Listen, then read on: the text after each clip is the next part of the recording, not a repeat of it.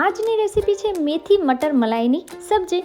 તો એના માટે સૌથી પહેલાં આપણે મેથીના પાંદડા છે એને રફલી ચોપ કરી લીધા છે। હવે મેથીના બધા પાંદડાને આપણે ચોપરની અંદર એડ કરી એને એકદમ ઝીણા ઝીણા ચોપ કરી લેવાના છે। તો ચોપરમાં એકદમ આપણા ઝીણા ઝીણા મેથીના પાંદડા છે એ ચોપ થઈ અને રેડી થઈ જવાના છે।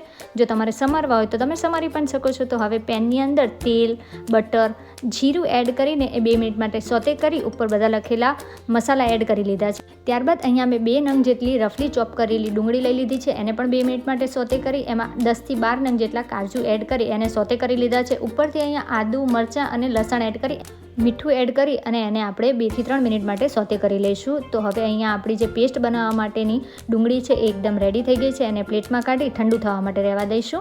હવે એક પેનની અંદર આપણે તેલ, બટર એડ કરી, જીરું એડ કરી, અહીંયા ચોપ કરેલી મેથી એડ કરી 5 મિનિટ માટે સતત સાંતળી લેવાની છે, એટલે કે હલાવતા જઈને સાંતળી લેવાની છે। 5 મિનિટ બાદ પાણી બધું સુકાઈ જાય ત્યારબાદ એમાં આપણે અહીંયા મટર એડ કરી લીધા છે, એટલે કે વટાણા એડ કરી લીધા છે। આ ફ્રોઝન વટાણા નથી, એને 2 મિનિટ માટે સાંતળી લેવાના છે। ત્યારબાદ મીઠું અને ખાંડ એડ કરી એને પણ મિક્સ કરી લેવાનું છે। હવે ઢાંકણ ઢાંકી 5 મિનિટ માટે એને આપણે થવા દઈશું। ત્યાં સુધીમાં આપણો જે મસાલો છે એ પણ ઠંડો થઈ ગયો છે। તો એને એક મિક્સી જારની અંદર લઈ થોડું પાણી એડ કરી એને આપણે પેસ્ટ બનાવી લેવાની છે। તો આપણી પેસ્ટ પણ એકદમ રેડી થઈ ગઈ છે અને આ બાજુ આપણું શાક છે એમાં વટાણા અને મેથી છે એ પણ સરસ રીતે આપણે કૂક થઈ ગયા છે।